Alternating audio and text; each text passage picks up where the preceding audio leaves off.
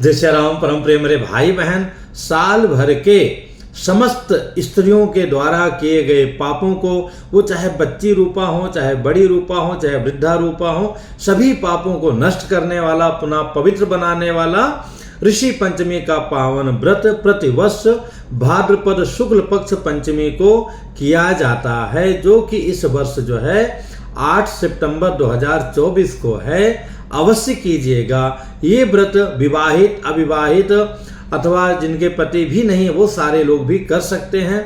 बच्चियां जो छोटी से थोड़ी बड़ी हों, स्पेशली जिनका मासिक धर्म इत्यादि प्रारंभ हो चुका हो, उन सभी बच्चियों से लेकर के और सभी लोगों को ये व्रत पूजन करना चाहिए। इसकी विधि विधिवत स्वयं कैसे करें, नीचे डिस्क्रिप्शन में लिंक को टच करके आप जान सकती हैं। विशेष करके 3 भागों में देखा जाता है। पहला व्रत, दूसरा स्नान की विधि और तीसरा पूजन। तो स्नान की विधि, इसमें 10 प्रकार से स्नान किया जाता है और उस दिन मंजन इत्यादि नहीं किया जाता, बाल धोया नहीं जाता है। तो जिसको जो है भंगरैया बोलते हैं, उससे जो है भृंगराज के पत्र से अथवा लाची चरा से मंजन इत्यादि किया जाता है। और 10 प्रकार की औषधियाँ न प्राप्त हों तो जो है कुछ नहीं मिल रहा है तो पंचगव्य मिला करके अथवा गोमूत्र मिला करके उससे स्नान कर लिए। बाद में सामान्य स्नान करके फिर 2 बूंद गंगा जल मिला करके उससे स्नान कर लिया। और उसके बाद में पंचगव्य प्राशन करना चाहिए।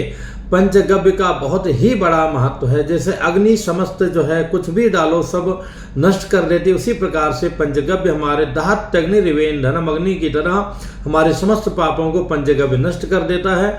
पंचगव्य बनाने बहुत इजी है।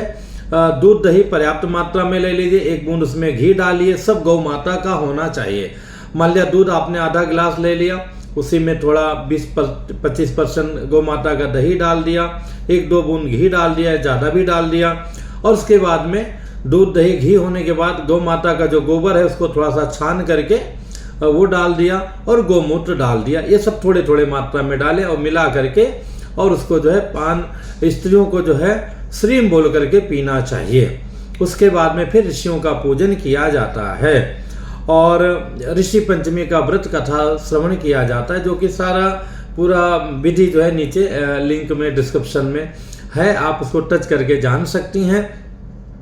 अत्यंत कल्याणकारी ये व्रत और पर्व है।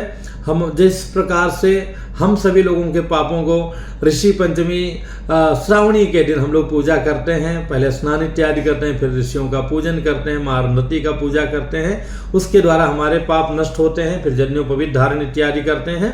उसी प्रकार से जो देवियां हैं उनके जो है अयाज याजन अचित चिंतन जो हमको नहीं सोचना चाहिए, वो सोचने से, या पूज्य पूजन जिनका नहीं पूजना चाहिए, पूजा करना चाहिए, उनको भी हम पूजा कर रहे हैं, अनावश्यक सम्मान दे रहे हैं।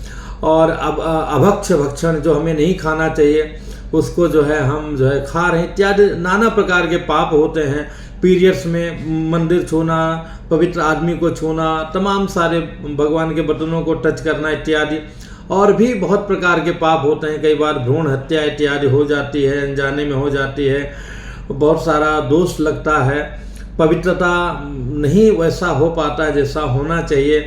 तो वो सारे जो है पापों से, जान अनजान के किए गए कृत्यों से हमें मुक्ति मिलती है ऋषि पंचमी के दिन।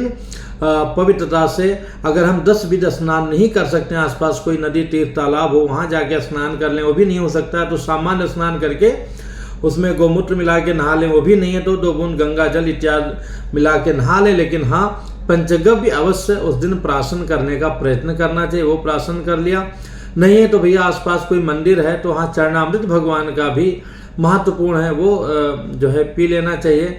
और अगर मिल जाए तो अवश्य पंचगव्य बनाना चाहिए और प्राशन करना चाहिए, ऋषियों का पूजन करना चाहिए और नियम का पालन करना चाहिए। अत्यंत महत्वपूर्ण है, जो सभी लोगों को ये व्रत पूजन अवश्य करना चाहिए। इसमें कोई संदेह हो, दुविधा हो, आप कमेंट्स कीजिएगा, बताने का प्रयत्न करूँगा। पुनः मिलूंगा एक नई जानकारी के साथ में। जय श्री राम। हमारी माताएं, बहनें, बच्चियां, देवियां सब स्वस्थ सुखी रहेंगी तो हमारा पूरा परिवार, संसार सुखी रहेगा। जय श्री राम।